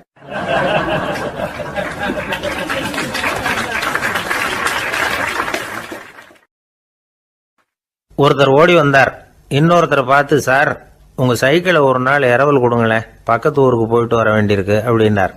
இவர் சைக்கிளை கொடுத்து பத்திரமா கொண்டுட்டு போங்கன்னார். சார் இதை பத்திரமா கொண்டு போறேன், கவலையே வேணாம், ஏன்னா இது உங்களோட சைக்கிள் அப்படின்னு நான் நினைக்கல, என்னோட சைக்கிளா நினைக்கிறேன் அப்படின்னார். அதுக்கப்புறம் தான் இவருக்கு உண்மையாவே பயம் வந்துட்டுது. ஏன்னா அவர் சொன்னது மாதிரி அதை தன்னோட சைக்கிளாவே நினைச்சு தள்ளிட்டு போட்டா என்ன பண்றது? எது எதை நம்முடையதா நினைக்கணுங்கிறதுக்கு ஒரு வரையறை இருக்கு. சில பேர் ஆபீஸையே வீடா நினைச்சு விடுறது உண்டு. அப்படிப்பட்டவங்க கூட வீட்டை ஆபீஸா நினைக்கிறது இல்லை. ஏன்னா வீட்டில் இவர் ஆபீஸராக நடந்துக்க முடியறதில்லை. இதெல்லாம் ஒரு பக்கம் இருக்கட்டும், இப்போ விஷயத்துக்கு வருவோம். பொறியியல் மேதை டாக்டர் விஸ்வேஸ்வரய்யா இருந்தார் இல்லையா, பாரத ரத்னா விருதெல்லாம் கொடுத்தாங்களே. ஆபீஸ் வேலை வேற, சொந்த வேலை வேற அப்படிங்கிறதுக்கு ஒரு உதாரணமா இருந்தவர் அவர். மைசூர் மகாராஜா கிட்ட திவானா இருந்தார். அவர் ஒரு நாள் அரசாங்க வேலை காரணமா வெளியூர் போயிருந்தார். ஹாசன்கிற ஊருக்கு பக்கத்துல ஒரு பயண மாளிகை, அங்க தங்கிவிட்டார். ராத்திரி அங்க தங்கி இருந்துட்டு விடிஞ்சதும் ஊருக்கு திரும்புறதாக திட்டம். ராத்திரி தூங்குறதுக்கு ரொம்ப நேரம் ஆயிட்டுது. ரொம்ப நேரம் வரைக்கும் அரசாங்க சம்பந்தப்பட்ட வேலைகளையே பார்த்துக்கிட்டு இருக்கிறார். அரசாங்க ஃபைல்கள் நிறைய இருந்தது. அதையெல்லாம் ஒவ்வொன்றா எடுத்தார், படித்து பார்த்தார், பரிசீலனை பண்ணார். அதில் எழுத வேண்டியதை எழுதினார், கையெழுத்து போட்டார். ஒரு வழியாக அந்த வேலையெல்லாம் முடிஞ்சுது. அதுக்கப்புறம் என்ன பண்ணார்னா, தன்னுடைய சூட்கேஸை திறந்தார். அதிலிருந்து 2 மெழுகுவத்தியை எடுத்து கொளுத்தி வச்சார். அந்த பயண மாளிகையில் அது வரைக்கும் எரிஞ்சுக்கிட்டு இருந்த மின்சார விளக்குகளை அணைச்சுட்டார். அதுக்கு பிறகு அந்த மெழுகுவத்தி வெளிச்சத்தில் சில புத்தகங்களை தொடர்ந்து படிக்க ஆரம்பிச்சிட்டார். அந்த பயண மாளிகையில் பணியாளராக இருந்தவர் இதை பார்த்துட்டு ஓடி வந்தார். மறுபடியும் மின் விளக்கு போடுறதுக்காக போனார். விஸ்வேஸ்வரையா அதை பார்த்துட்டு போட வேணாம்ட்டாராம். இது வரைக்கும் நான் அரசாங்க அலுவல்களை கவனிச்சுக்கிட்டு இருந்தேன், அதனால மின் விளக்குகள் அப்போ எரிஞ்சதுல தப்பு இல்லை. இப்போ நான் புத்தகம் படிச்சுக்கிட்டு இருக்கேன், இது என்னுடைய சொந்த வேலை. இங்கே இருக்கிற மின் விளக்கு அதுக்காக ஏன் எரியணும் அப்படின்னு கேட்டாராம். இப்போ இருக்கிற சில அரசு பணியாளர்கள்கிட்ட இந்த சம்பவத்தை பேச்சோட பேச்சா சொல்லி பார்த்தேன். அவங்களால இதை ஜீரணிக்கவே முடியல. நேர்மை தேவைதான் சார், அதுக்காக அவ்வளவு தூரத்துக்கு அது தேவையா அப்படிங்கிறாங்க. விஸ்வேஸ்வரையா அப்படி பண்ணினது தான் ஒரு நேர்மையாளர் அப்படின்னு இந்த உலகத்துக்கு நிரூபிக்கணுங்கிறதுக்காக இல்லை. தான் அப்படி நடந்து காட்டினா தன்னை சுற்றி இருக்கிறவங்களும் அதை கேள்விப்படுறவங்களும் முடிஞ்ச அளவுக்கு பொது வாழ்க்கையில் அரசு பணியில் நேர்மையை கடைபிடிக்க முயற்சி பண்ணலாமே அப்படிங்கிறதுக்காகத்தான். இப்போவும் சில பேர் இருக்கிறாங்க, இவங்க ஆஃபீஸ் வேற வீடு வேறன்னு நினைக்கிறது இல்லை, அவ்வளோ உரிமை. ஒருத்தர் அப்படிதான், அவருக்கு அவசரமாக 5000 ரூபா தேவைப்பட்டது, ஆஃபீஸு பணத்தை எடுத்துக்கிட்டார். அந்த நேரம் பார்த்து ஆடிட் வந்துட்டுது, ஆப்பிட்டுக்கிட்டார். விசாரணை நடக்குது. அவர் சொல்றார், சார் நான் நேரம் காலம் பார்க்காம ஆஃபீஸில் வேலை செய்வேன், ஏன்னா அதை என்னோட ஆஃபீஸாக நினைக்கிறேன். அவசரத்துக்கு அந்த பணத்தை எடுத்தேன், மறுபடியும் வச்சுடலாம்னு தான் இருந்தேன், அதுக்குள்ளே இப்படி ஆகிட்டுது. நீங்கள் என்ன நினச்சாலும் சரி, நான் ஆஃபீஸ் வேற வீடு வேற அப்படின்னு நினைக்கிறது இல்லை, அது என்னோட சுபாவம் அப்படின்னார். விசாரணை பண்ணவர் தீர்ப்பு வழங்கினார். உங்கள் சுபாவத்துக்கு மதிப்பு கொடுத்து நானும் தீர்ப்பு வழங்குறேன். நீங்கள் கொஞ்ச நாள் ஜெயிலில் இருந்துட்டு வாங்க, அது உங்களுக்கு கஷ்டமாக இருக்காதுன்னு நினைக்கிறேன். ஏன்னா அங்கே போனாலும் நீங்கள் உங்கள் சுபாவப்படி வீடு வேற ஜெயில் வேறன்னு நினைக்க மாட்டீங்க அப்படின்னாராம்.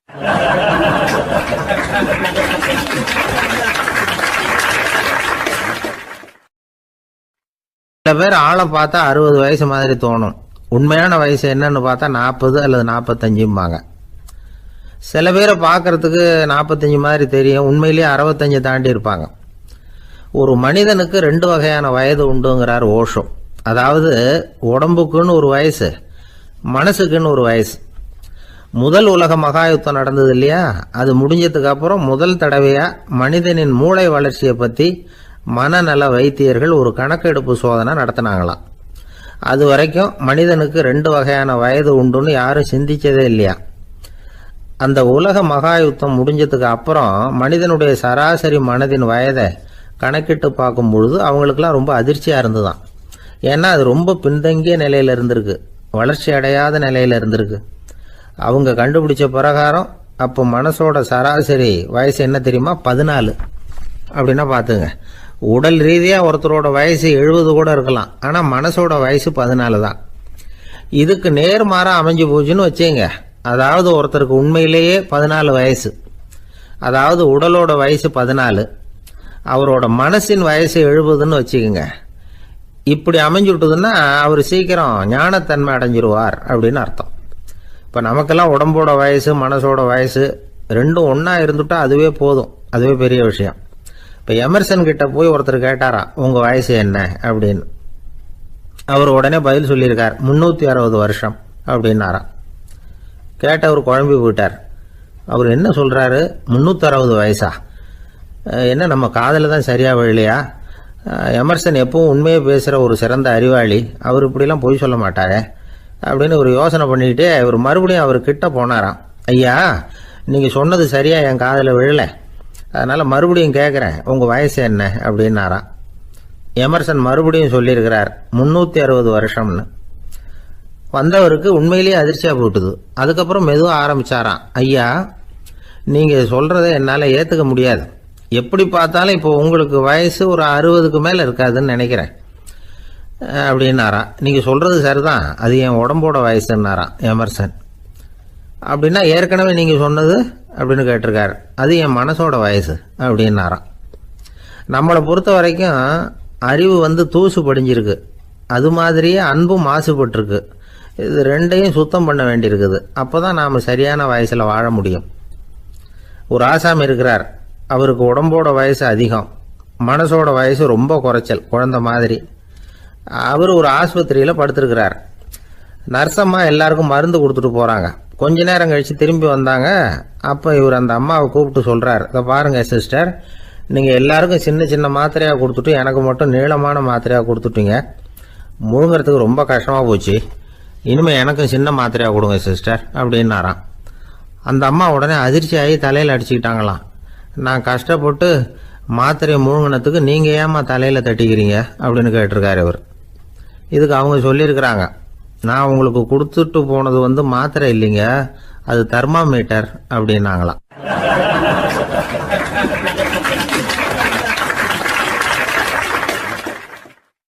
ஒரு நண்பர் சினிமா படம் தயாரிக்கிறவர், அவர்கிட்ட ஒரு நாள் பேசிக்கிட்டு இருந்தேன். அது எப்படி சார் நீங்கள் எடுக்கிற எந்த படமும் கையை கடிக்காத அளவுக்கு எடுத்துடுறீங்களே, அது எப்படின்னு கேட்டேன்.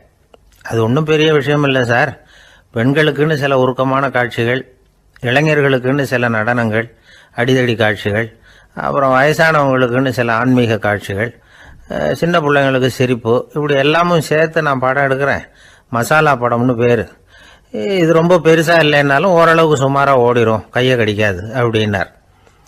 இது ஒரு உத்தி. சில பத்திரிகை ஆசிரியர்களும் இந்த உத்தியை கையாளுறது உண்டு. இந்த உத்திக்கு பார்னம் உத்தி அப்படின்னு பேர். பார்னம் எஃபெக்ட் அப்படின்னு சொல்லுவாங்க. அதாவது ஃபீனியஸ் டி பார்னம் அப்படின்னு ஒருத்தர் அமெரிக்காவில் இருந்தாராம். அதாவது 19ஆம் நூற்றாண்டில் அமெரிக்காவில் கொடிகட்டி பறந்த ஒரு சர்க்கஸ் நிறுவனத்தின் அதிபர் அவர். இந்த உலகத்தில் ஒவ்வொரு நிமிஷமும் ஒரு ஏமாளி பறந்துக்கிட்டே இருக்கிறான் அப்படிங்கிறது அவருடைய சித்தாந்தம். ஒவ்வொருத்தரையும் திருப்திப்படுத்துகிற அளவுக்கு அம்சங்களை கொஞ்சம் கொஞ்சமாக கலந்து கேளிக்கை நிகழ்ச்சிகளை நடத்தினது தான் அவருடைய மகத்தான வெற்றிக்கு காரணம். அதனால் அந்த உத்தியை யார் கடைப்பிடிச்சாலும் சரி, அதுக்கு பார்னம் உத்தி அப்படின்னு பேர் வந்துட்டுது. ஜோசியம் சொல்கிறவங்களுக்கும் இந்த உத்தி தான் கை கொடுக்குது. ஒரு விஷயத்தை ஒருத்தருடைய கோள் நிலைகள் அல்லது கையெழுத்து நிரூபிக்கிறதாக அவர்கிட்ட சொன்னால் அதை அவர் நம்பிவிடுவார். ஆனால் அந்த விஷயம் நல்லதாக இருக்கணும், நேர்மையானதாக இருக்கணும், அதாவது பாசிட்டிவாக இருக்கணும். 8ஆம் இடத்துல குரு, 9ஆம் இடத்துல சனி, நீங்கள் ஒரு பெரிய மேதை தான் அப்படின்னு சொல்லுவாங்க. கேட்குறவங்களுக்கு அதை மறுக்கிறதுக்கு மனசு வராது. அப்படி சொல்லும் பொழுது கூடவே என்ன கொஞ்சம் முன்கோபம் அதிகமாக இருக்கும், இருந்தாலும் அது உடனே மறைஞ்சிரும் அப்படின்னு சில அற்ப விஷயங்களையும் சொன்னாலும் அதையும் சரிதான்னு சொல்லி ஒத்துக்குவாங்க. ஆளுமையை எடை போடுகிற ஒரு நிறுவப்பட்ட உத்தியின் மூலமாக தன்னுடைய குணாதிசயங்கள் கண்டுபிடிக்கப்பட்டதாக அவர் நம்புறது தான் இதுக்கு காரணம்.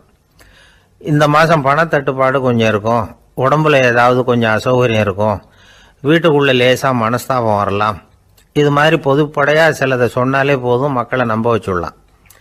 இதெல்லாம் நமக்கு மட்டும்தான் ஏற்படுது அப்படின்னு சொல்லி அவங்க நினைக்கிறது தான் காரணம். இதுதான் பார்னம் உத்திங்கிறது. மனிதர்கள் பாராட்டுகளை விரும்புகிறதும் விமர்சனங்களை வெறுக்கிறதும் பார்னம் உத்தியின் அடுத்த கூறு.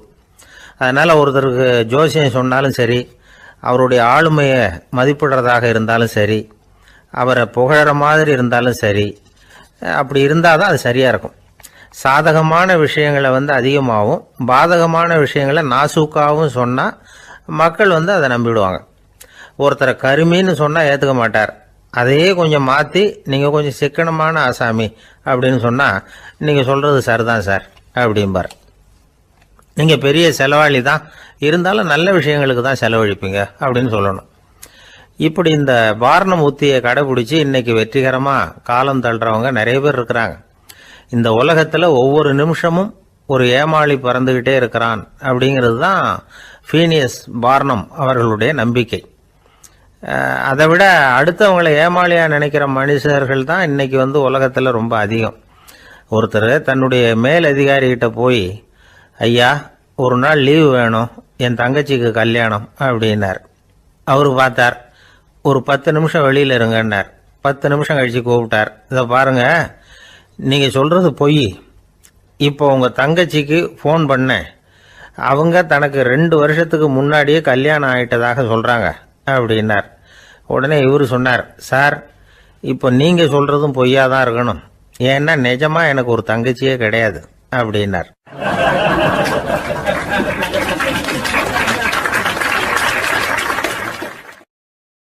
ஒரு நீதிமன்றம், அங்கே ஒரு கொலை வழக்கு சம்பந்தமாக விசாரணை நடந்துக்கிட்டு இருக்குது. அந்த வழக்கறிஞர் ரொம்ப தீவிரமாக வாதாடிக்கிட்டு இருக்கிறார். தன்னுடைய கட்சிக்காரர் நிரபராதிங்கிறது அவருக்கு நல்லா தெரியும். அதனால தான் அவர் சார்பாக வாதாடுறதுக்கே ஒத்துக்கிட்டார். அப்படி அவர் மும்முரமாக வாதாடிக்கிட்டு இருக்கிற சமயத்தில் அவசரமாக தந்தி ஒன்று வந்து சேர்ந்தது. அதை வாங்கி படித்து பார்த்தார். அதுக்கப்புறம் அதை மடித்து தன்னுடைய கோட்டு பையில் வச்சுக்கிட்டு தொடர்ந்து வாதாட ஆரம்பிச்சிட்டார். பேசி முடித்தார். அதுக்கப்புறம் அங்கே கோர்ட்டில் இருந்த சக வக்கீல்கள் அவர்கிட்ட வந்தாங்க. தந்தி ஒன்று வந்தது, என்ன விஷயம் அப்படின்னு விசாரிச்சாங்களாம். அப்போ அவர் சொல்லியிருக்கிறார், ஊரில் சிகிச்சைக்காக போயிருந்த என்னுடைய மனைவி இறந்து போனதாக தந்தி வந்திருக்குது அப்படின்னாராம். மற்ற வக்கீல்களுக்கு அதிர்ச்சி. என்னங்க இது, மனைவி இறந்ததை விட கேஸு முக்கியமாக உங்களுக்கு அப்படின்னு கேட்டிருக்கிறாங்க. இறந்து போன என் மனைவி மறுபடியும் திரும்பி வர போகிறதில்ல.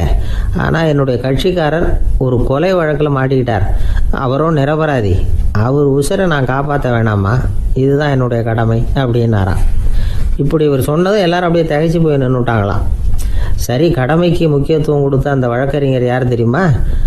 அவர் தான் இரும்பு மனிதர் சர்தார் வல்லபாய் பட்டேல். குஜராத் மாநிலத்தில் 1875 அக்டோபர் 31 அன்றைக்கு ஜாவேரி பாய் அப்படிங்கிறவருக்கு 4வது பிள்ளையாக அவர் பிறந்தாராம். இந்த ஜாவேரி பாய் யார் தெரியுமா? ஜான்சி ராணி லட்சுமி பாய் போர் படையில் ஒரு வீரராக பணிபுரிஞ்சவர். இளம் வயசில் வல்லபாய் பட்டேல் ரொம்ப சிரமப்பட்டு படிச்சிருக்கார். விடாமுயற்சி வெற்றியை கொடுத்தது. கல்லூரியிலையும் காலடி வச்சார். அதுக்கப்புறம் வக்கீல் பட்டத்தையும் வாங்கினார். பிரிட்டிஷ் ஆட்சி நடந்துக்கிட்டு இருந்த சமயம் குஜராத்தை சேர்ந்த பர்டோலி தாலுக்காவில் விவசாயிகள் மேலே அரசாங்கம் திடீர்னு நில வரியை வசதி விட்டு தான். ஏழை விவசாயிகள் ரொம்ப கஷ்டப்பட்டுருக்காங்க. அரசாங்கம் வரி செலுத்தாத விவசாயிகளின் நிலங்களை எல்லாம் ஜப்தி செஞ்சுதான். அரசாங்கத்தை எதிர்க்கிறவங்களையெல்லாம் கைது பண்ணி சிறையில் அடைச்சுட்டாங்களாம். சில பேர் வீடு வாசல் ஆடு மாட்டையெல்லாம் விற்று கூட வரி கட்ட வேண்டிய நிலைமைக்கு ஆளாயிட்டாங்க. வழக்கறிஞர் வல்லபாய் பட்டேல் நில வரியை உடனே ரத்து பண்ணணும் அப்படின்னு பம்பாய் கவர்னருக்கு ஒரு கடிதம் எழுதினார். எந்த பலனும் இல்லை. உடனே எல்லா விவசாயிகளையும் அணி திரட்டினார். அதுக்கு தானே தலைமை தாங்கினார். சத்தியாகிரகம் நடத்தினார். அந்த பகுதியில் எந்த வேலையும் நடக்கலை.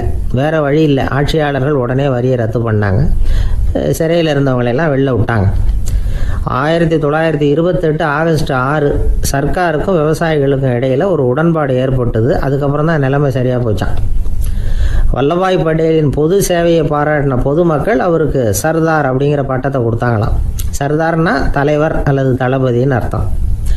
இரும்பு மனிதர்னு இவருக்கு பேர். இருந்தாலும் நகைச்சுவை உணர்வும் இவருக்கு நிறைய உண்டு. ஒரு தடவை ஒரு பத்திரிகை நிருபர் வந்திருக்கார். சர்தார் பட்டேல்கிட்ட அவருக்கு பிடிச்ச பண்பாடு கலாச்சாரம் எது அப்படின்னு கேட்கணும்னு ஆசை. அதனால் அவரை பார்த்து கேட்டாராம், ஏங்க உங்களுக்கு பிடிச்ச கல்ச்சர் எது அப்படின்னு கேட்டிருக்கார். இதுக்கு சர்தார் பட்டேல் சொன்ன பதில் என்ன தெரியுமா? எனக்கு பிடிச்ச கல்ச்சர் அக்ரிகல்ச்சர் அப்படின்னாராம்.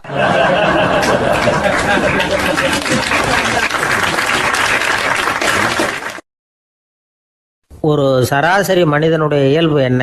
இன்பம் வந்தால் துள்ளி குதிப்பான், துன்பம் வந்தால் சோர்ந்து போய் ஒரு மூலையில் உட்காந்துருவான். இவன் தான் சராசரி மனிதன். ஆனால் ஒருத்தன் இன்பம் வந்தால் அதுக்காக மகிழ்ச்சி அடையிறதில்ல, துன்பம் வந்தால் அதுக்காக சோர்ந்து போகிறதில்ல அப்படின்னு வச்சுக்கோங்க. அப்படி இருந்தால் அவன் சாதாரண ஆள் கிடையாது. ஒரு ஊரில் ஒரு ஞானி இருந்தார். அவரை தேடிட்டு ஒரு பெரியவர் வந்தார். ஐயா, ஞானத்தில் சிறந்த ஞானம் எது அப்படின்னு கேட்டாராம். இதுக்கு அந்த ஞானி என்ன பதில் சொன்னார் தெரியுமா? இன்பத்தினால மகிழ்ச்சி அடையாமலும் துன்பத்தினால சோர்வு அடையாமலும் இருக்கிறது தான் அந்த ஞானம், பெரிய ஞானம் அப்படின்னாராம். சரி சுவாமி, அப்படிப்பட்ட ஞானம் உங்களுக்கு எப்படி வந்ததுன்னு கேட்டிருக்காரு இவர். அதை நான் ஒரு கழுதைகிட்ட இருந்து கற்றுக்கிட்டேன் அப்படின்னாராம் அவர். இவருக்கு ஒன்றும் புரியல. ஒரு மாதிரியாக முழிச்சிருக்கிறார். இதை அவர் புரிஞ்சுக்கிட்டார். நீங்கள் நாளைக்கு காலையில் நம்முடைய ஆசிரமத்துக்கு வாங்க, புரிய வைக்கிறேன்னாராம். சரின்னு அவர் போயிட்டார். மறுநாள் காலையில் ஆசிரமத்துக்கு வந்து சேர்ந்தார். ஞானி அவரை கூப்பிட்டு உட்கார வச்சார்.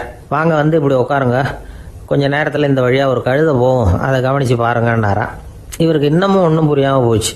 ஒரே குழப்பம். இருந்தாலும் அந்த ஞானி சொன்னது மாதிரியே உட்காந்துருக்கிறார். கொஞ்சம் நேரத்தில் இந்த வழியாக ஒரு கழுதை போச்சு. அது முதுக நிறைய அழுக்கு மூட்டைகள், அதை சுமந்துக்கிட்டு போகுது. ஒரு செலவு தொழிலாளி அதை ஓட்டிகிட்டு போகிறார்.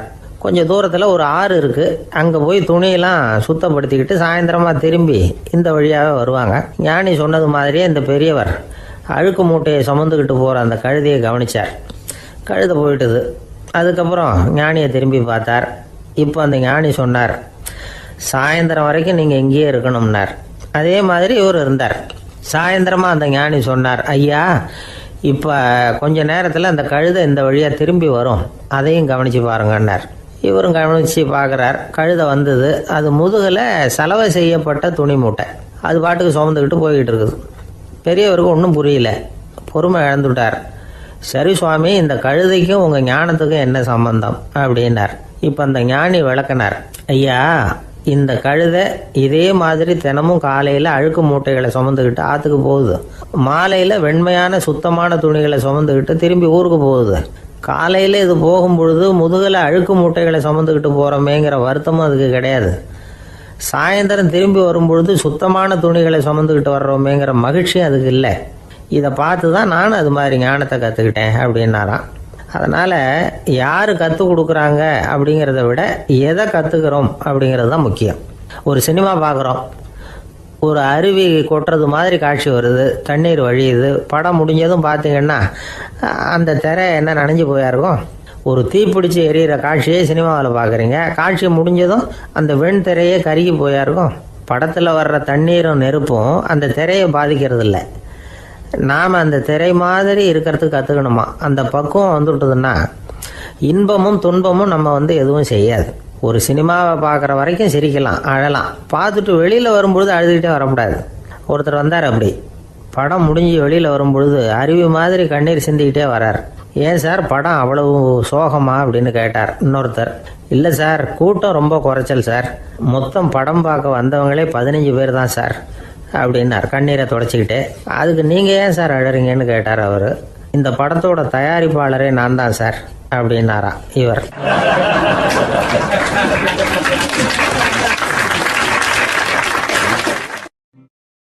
ஒரு நண்பர் வந்தார். ரொம்பவும் இறுக்கமாக உடை அணிஞ்சிருந்தார். அதாவது ஆடைக்குள்ளே அவர் மாட்டிக்கிட்டு இருந்தது மாதிரி தெரிஞ்சது. ஏன் துணி குறைச்சலாக எடுத்துட்டீங்களா அப்படின்னு கேட்டோம். இல்லைங்க, எனக்கு எப்போவுமே இறுக்கமாக உடை அணிகிறது தான் பிடிக்கும் அப்படின்னார்.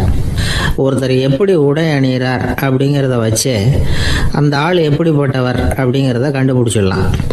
உடை அணிகிற விதம் ஒருத்தருடைய மனநிலையை வெளிப்படுத்துதான். இப்போ இறுக்கமான உடை அணிகிறவங்க பொதுவாக மன நிம்மதி இல்லாதவங்களாக இருப்பாங்களாம், கோபக்காரங்களாக இருப்பாங்களாம். ரொம்ப தொலைதொலைப்பாக ஆடை அணிகிறவங்க இருக்கிறாங்கல்ல, அவங்கெல்லாம் அமைதியான ஆளாக இருப்பாங்களாம், சாந்தமாக இருப்பாங்களாம். இவங்கெல்லாம் போராடுறதுக்கு சரியாக வரமாட்டாங்களாம். இப்படி ஒரு கணிப்பு இருக்குது. அதனால தான் போர் வீரர்களுக்கெல்லாம் இறுக்கமான உடையை தான் கொடுக்கறது வழக்கம். ஆனால் சன்னியாசிகளை பாருங்கள், அவங்களுக்கெல்லாம் ரொம்ப தொலை உடைகள் தான். அவங்கெல்லாம் டைட் பேண்ட் போட்டுக்கிட்டு நிற்க மாட்டாங்க சன்னியாசிகள்லாம். அதே மாதிரி சன்னியாசிகள்லாம் காவி உடைய தேர்ந்தெடுக்கிறதுக்கும் காரணம் உண்டு. பல ஆண்டுகள் சோதனை செஞ்சு பார்த்துட்டு தான் சன்னியாசத்துக்கு காவி தான் சரி அப்படின்னு முடிவு பண்ணியிருக்கிறாங்க. இப்போ பௌதீக விஞ்ஞானப்படியும் அதுதான் சரி. அதாவது சூரிய ஒளியில் 7 வண்ணங்கள் உண்டு. ஒரு பொருள் மேலே அது விழும்பொழுது அந்த பொருள் நமக்கு சிவப்பாக தெரிஞ்சதுன்னா அந்த பொருள் சிவப்பை தவிர மற்ற எல்லா நிற கதிர்களையும் உள்வாங்கிக்கிட்டு சிவப்பு நிறத்தை மட்டும் வெளியில் விடுது. அதாவது விலக்கி விடுது. அதனால தான் அந்த பொருள் சிவப்பாக தெரியுது. உடல் ஆரோக்கியத்துக்கு ஓரளவு சிவப்பு தேவைப்படுது. அதனால தான் காவி உடை அணிஞ்சால் சூரிய ஒளி ஓரளவு சிவப்பை விலக்கிவிடும். அதாவது சிவப்பின் பலனும் கிடைக்கும், இந்த சிவப்பின் கெடுதலும் இல்லை அப்படின்னு யோசனை பண்ணாங்க. காவி உதய வேளையின் நிறம். கீழ் வானத்தில் கதிர் உதிக்கிற வேளையில் முதல் ஒளி தோன்றுகிற நேரத்தில் காவி நிறம் தான் கசியும். தியானம் செய்கிறப்போ முதல்ல காணக்கூடிய ஒளி காவி நிறம் தான். தியானத்தின் உச்ச நிலையின் நிறம் நீலம். தியானம் காவி நிறத்தில் ஆரம்பமாகி நீல நிறத்தில் நிறைவடைகிறது அப்படிங்கிறார் ஓஷோ. நீலம் தியான சிகரம், காவி தியான ஆரம்ப குறியீடு, ஒரு சன்னியாசியின் ஆரம்ப தரிசனம் அப்படிங்கிறார் அவர். ஒருத்தர் நாள் பூரா காவி உடைய அணிஞ்சிருந்தா அந்த நிறம் அவருக்கு தியானத்தை பற்றிய நினைவை ஊட்டிக்கிட்டே இருக்கும். இப்படியே ஆடைக்கும் தியானத்துக்கும் இடையில ஒரு தொடர் ஏற்படுது. ஒரு துறவியின் உள்ளார்ந்த பண்பா அது மாறுது. கடை வீதியில் ஒரு பொருள் வாங்க போகிறோம், அது மறந்துடக்கூடாதுங்கிறதுக்காக ஞாபகம் முடிச்சு போட்டுக்கிறோம். அந்த முடிச்சுக்கும் பொருளுக்கும் தொடர்பு இல்லை. ஆனால் கடை வீதிக்கு போன உடனே அந்த முடிச்சு அந்த பொருளை ஞாபகப்படுத்துது. அதாவது அந்த முடிச்சு ஒரு தொடர்பு அம்சமாக அமையுது. அது மாதிரி தான் காவி உடையும். ஒரு துறவி நடக்கும் பொழுது, சாப்பிடும் பொழுது, குளிக்கும் பொழுது அவருடைய காவி உடை அவருக்கு ஞாபகப்படுத்திக்கிட்டே இருக்கும். அது ஒரு நிலைப்படுத்தப்பட்ட நினைவாக ஞாபகம் முடிச்சாக மாறிடுது. காவி ஆடை இல்லைன்னா ஒருத்தரால் துறவியாக முடியாதுன்னு அர்த்தம் இல்லை. அதே நேரத்தில் காவி ஆடையால் ஒன்றும் பிரயோஜனம் இல்லை, அதில் ஒன்றும் அர்த்தம் இல்லை அப்படின்னு சொல்லிட முடியாது. இதுதான் உண்மை. இவ்வளவு தூரம் காவி ஆடையை பற்றி சொல்கிறதுனால எல்லாரும் சன்னியாசியாக போயிடுங்கோ அப்படின்னு நாம் சொல்கிறதாக யாரும் நினச்சிடக்கூடாது. மனசுக்கும் நிறத்துக்கும் உள்ள சம்பந்தத்தை தெரிஞ்சுக்கிறதுக்காக தான் இவ்வளவும். நமக்கு தெரிஞ்ச நண்பர் ஒருத்தர் இருக்கிறார், ஆஃபீஸில் வேலை பார்க்குறவர்.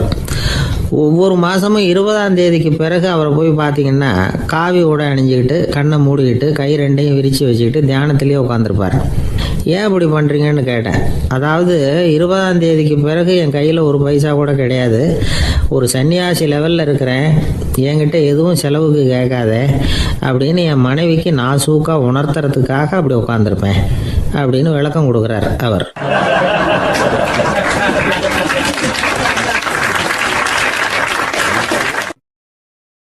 ஒருத்தர் வேகமாக நடந்து போகிறார். கடத்தெருவில் ஒரு ஸ்வீட்டு கடையை பார்க்குறார். உடனே சடன் பிரேக் போட்டது மாதிரி நிற்கிறார். ஒரு ஸ்வீட் வாங்கி சாப்பிட்லாமேன்னு மனசு சொல்லுது. டாக்டர் வேணாம்னு சொல்லியிருக்கிறார், உடம்புக்கு ஒத்துக்காது, அதனால் அது வேணாம்னு சொல்லுது அறிவு. இவர் மனசு சொல்கிறத கேட்கல, அறிவு சொல்கிறபடி கேட்குறார். அதனால் மறுபடியும் வேகமாக அங்கேருந்து நடந்து போயிடுறார். அவர் நல்ல மனுஷனுக்கு அறிவும் இருக்குது, உணர்ச்சியும் இருக்குது. எதுக்கு எடுத்தாலும் உணர்ச்சி வசப்பட்டுக்கிட்டு இருக்கக்கூடாது, அறிவு வசத்தில் நாம் இருக்கணும். அப்போ தான் நாம் நல்லபடியாக வாழ முடியும். இல்லைன்னா அவஸ்தை தான். மகாபாரதத்தில் சந்தனுன்னு சொல்லி ஒரு அரசன் வர்றான். அவன் ஒரு சமயம் அறிவு வசப்படாமல் உணர்ச்சி வசப்படுறான். அதாவது ஒரு நாள் கங்கை கரையில் ஒரு அழகான பொண்ணை பார்க்குறான். இவனுடைய மனசு அவகிட்ட போயிடுது. அவளை கல்யாணம் பண்ணிக்கிறதுக்கு ஆசைப்படுறான். அந்த பொண்ணு சரின்னு சம்மதிக்கிறா. ஆனால் ஒரு நிபந்தனை போடுறா. அந்த நிபந்தனைக்கு சம்மதம்னு சொன்னாதான் உன்னை கல்யாணம் பண்ணிக்குவேன்னு சொல்றா. சரி, அவள் போட்ட நிபந்தனை என்ன தெரியுமா? இது மாதிரி நான் உங்கள் மனசு புண்படுற மாதிரி எந்த காரியம் பண்ணாலும் நீங்கள் என்ன ஏன்னு கேட்கக்கூடாது, நான் செய்கிற காரியத்தை தடுக்கவும் கூடாது. அப்படி நீங்கள் செஞ்சால் அடுத்த கணமே நான் உங்களை பிரிஞ்சு போயிடுவேன். இதுதான் அந்த பொண்ணு போட்ட நிபந்தனை. சந்தன அரசன் இந்த நிபந்தனையை ஒத்துக்கலாமா? இதை அறிவுபூர்வமாக யோசிச்சிருந்தா இதுக்கு கட்டுப்பட்டுருக்க மாட்டான். இந்த நிபந்தனைக்கு நான் சம்மதிக்க மாட்டேன்னு தான் சொல்லியிருக்கணும். ஆனால் அவன் அந்த நேரத்தில் உணர்ச்சி வசத்தில் இருந்தான். அதனால் நீ என்ன சொன்னாலும் சரின்னு ஒத்துக்கிட்டான். அவளை கல்யாணம் பண்ணிக்கிட்டான். இதனால் என்ன ஆச்சு? 7 பச்சை இளம் குழந்தைகளை பிறந்த உடனே அவள் கங்கையில் தூக்கி எறிஞ்சி கொல்லக்கூடிய கோர காட்சியை இவன் ஒன்று பின்னாடி ஒன்றா பார்க்க வேண்டியதாக போச்சு. கடைசியில் 8வது குழந்தை பிறந்ததுன்னா அவனுடைய அறிவு மேலோங்குது. அந்த கொடிய செயலை தடுத்து நிறுத்துறான். அந்த 8வது குழந்தை தான் பின்னாடி பீஷ்மர் ஆகிறார். ஒரு பக்தி பிரசங்கத்தில் ஒரு பேச்சாளர் இந்த விஷயத்தை சொல்லிவிட்டு இன்னொரு விஷயமும் சொன்னார். அது என்னன்னா, சந்தனு மன்னன் அறிவுக்கும் உணர்ச்சிக்கும் நடுவில் அகப்பட்டு தவிச்சதுனால அவன் வம்சத்தில் வந்த கௌரவர்கள் உணர்ச்சி வசப்பட்டாங்க, பாண்டவர்கள் அறிவு வசப்பட்டாங்க அப்படின்னு சொன்னார். மனுஷனுக்கு உணர்ச்சியை விட அறிவு மேலோங்கி இருக்கணுங்கிறது சரிதான். ஆனால் அந்த அறிவை எப்படி உபயோகப்படுத்துகிறோங்கிறது முக்கியம். ஒருத்தர் சொன்னார், சார் இன்னைக்கு கோயம்புத்தூரில் ஒரு கல்யாணம், அதுக்கு நான் போக முடியலேன்னு நினைக்கும் பொழுது மனசுக்கு ரொம்ப வருத்தமாக இருக்குது சார் அப்படின்னார். ரொம்ப உணர்ச்சி வசப்பட்டார். அதுக்காக கவலைப்படாதீங்க சார், ஒரு வாழ்த்து தந்தி கொடுத்துருங்களேன் அப்படின்னார் இன்னொருத்தர். அது எப்படி சார் முடியும்னார் அவர். நான் தானே சார் கல்யாண மாப்பிள்ளை அப்படிங்கிறார் அந்த ஆள்.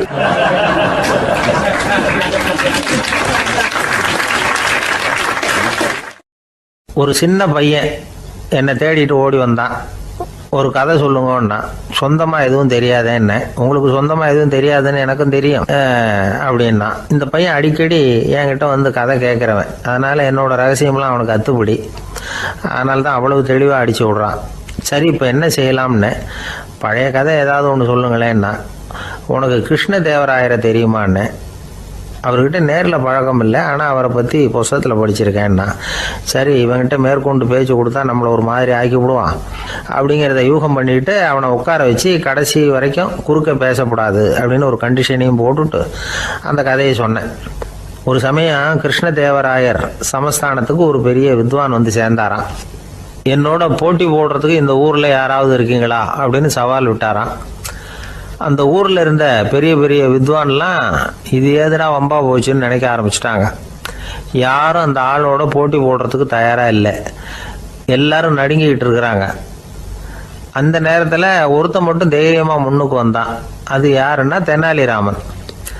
அந்த சமஸ்தானத்தில் விகட கவி அவன். என்ன அனுப்புங்க போட்டிக்கு, நான் ஜெயிச்சு காட்டுறேன்னா. உனக்கு அவ்வளவு தைரியம் இருக்குதா அப்படின்னு கேட்டாங்க. தைரியம் மட்டும்தான் என்கிட்ட இருக்குது, ஆனால் தைரியம் இருந்தால் அதிர்ஷ்டம் தேடிட்டு வருங்கிறது எனக்கு தெரியும் அப்படின்னா. அடுத்த நாள் போட்டி ஆரம்பமாச்சு. அந்த பெரிய வித்வான் வந்து நின்னார். தெனாலிராமன் எதிரில் வந்து நின்னா. அந்த வித்வான் ஒரு விரலை காட்டினார்.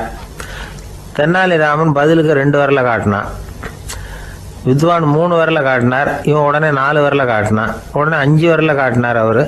தெனாலிராமன் உடனே தன்னுடைய கை முஷ்டியை காட்டினான், கையை மூடி காட்டினான்.